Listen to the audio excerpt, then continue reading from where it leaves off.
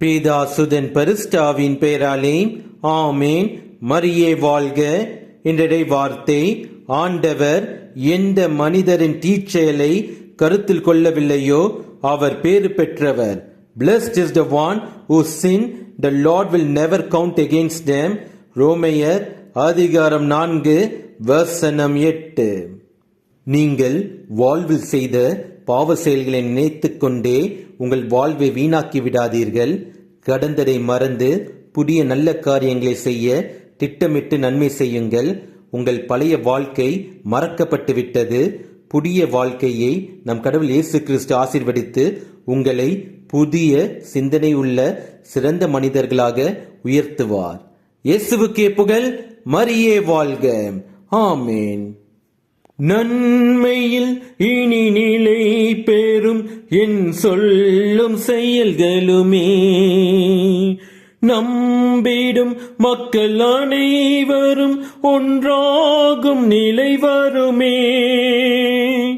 நன்மையில் இனி நிலை பெறும் என் சொல்லும் செயல்களுமே நம்பிடும் மக்கள் அனைவரும் ஒன்றாகும் நிலை வருமே.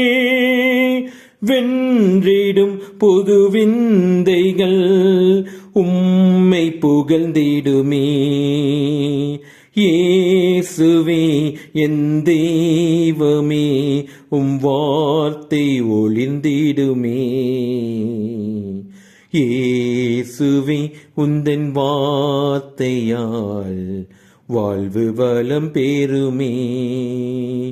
நாளுமே அன்பு பாதையில் கால்கள் நடந்திடுமே. தேவனே உந்தன் பார்வையால் என் உள்ளம் மலர்ந்திடுமே.